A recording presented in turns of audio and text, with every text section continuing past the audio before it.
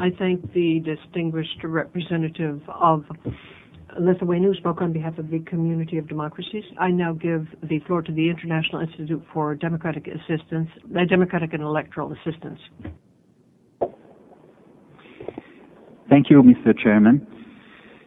The forthcoming 2010 10-year review at the UN of the Millennium Development Goals will raise a number of critical questions about the conditions under which countries over the last decade, since the goals were set in 2000, have made progress toward the MDG targets, or did not, as a whole, manage to achieve them. There is good reason, in terms of historical trends and contemporary thinking, to associate in much of the world advances in democratic governance with advances in development. And the converse proposition is also to be expected. Advances in development will likely yield further demands for citizens' voice and for democratic participation. Moreover, there is evidence that in countries without viable state capacity and citizen participation, and that are afflicted by conflict, displacement, or personal insecurity and armed violence, progress towards the MDGs has been stagnant or reversing. It is difficult to make truly conclusive assertions about whether democratic governance improvements explain why some countries may or may not attain the MDGs. There are too many variables at play, too few years have passed, assessments of democracy may vary, or the outcomes are determined more by overall patterns of global economic performance during the decade. Still, the basis of policy at the UN and in other multilateral settings is that improvements in democratic governance do play a linchpin role in whether development goals are met.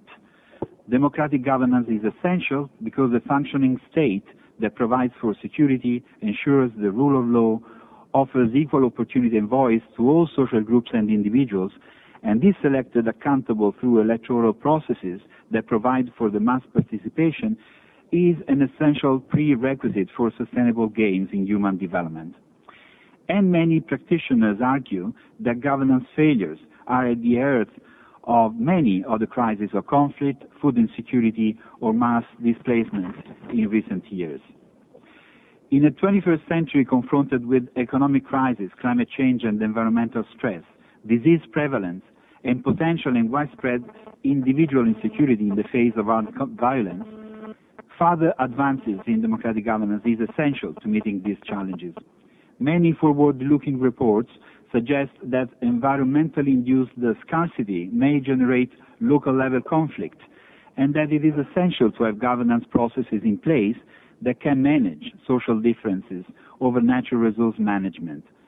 Technology especially continues to change global perceptions of democracy, and this continues to facilitate a global dissemination of democratic values and assertion of rights.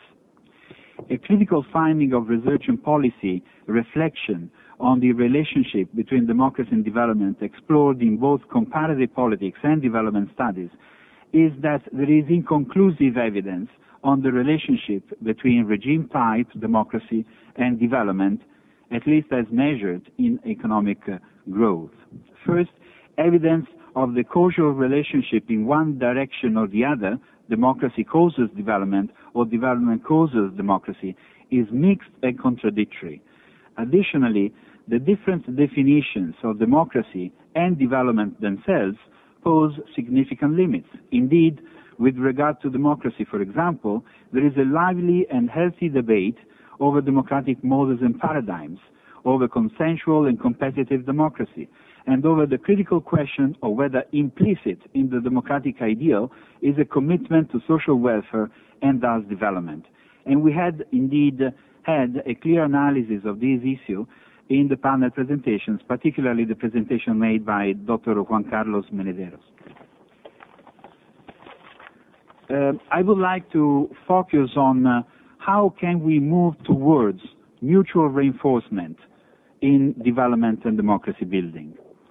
There is broad awareness that young democracies especially are susceptible or vulnerable to crisis, whether from uncontrollable sources like negative economic shocks from the global economy, to internal political crises as a consequence of the social dislocation that democratization often brings.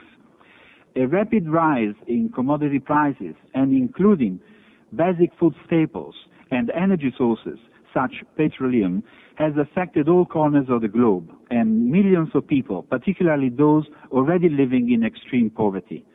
Multilateral organizations should work on leadership development to improve public sector management, economic policy making, and political leadership.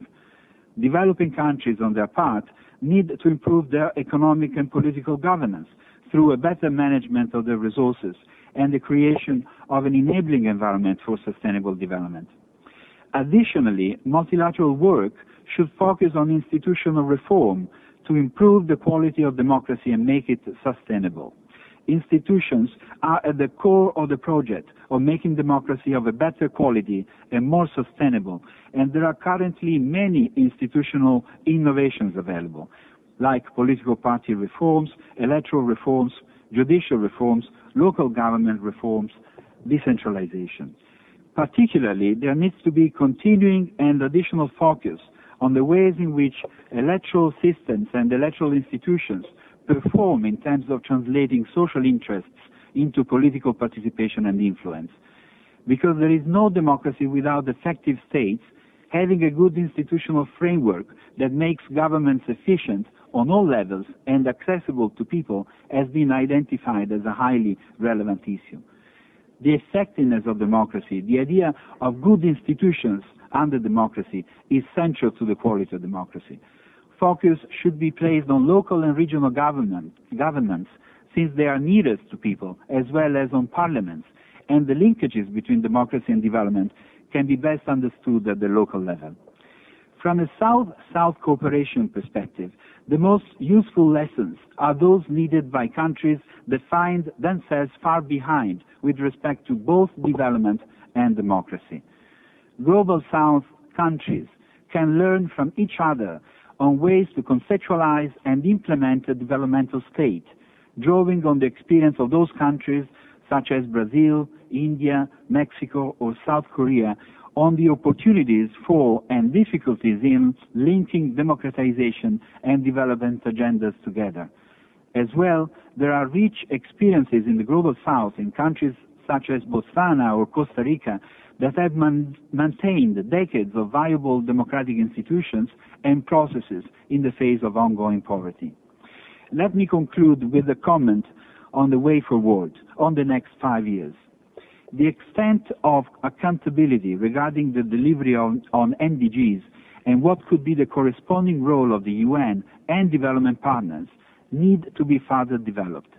Particularly from the operational perspective of the MDGs, only the standard social and economic aspects prevail, and the goals are silent for the most part, except on the question on gender inequality, MDG number 3, on issues such as respect for civil liberties, access to justice, and the role of the political society, legislatures, political parties, civil society organizations, as well as the media. Thus, there should be a clearer and more contextually based understanding of the relationship between democracy and governance across the board and MDG performance over the first 10-year stretch of the MDG process. I thank you for your attention. Muchas gracias al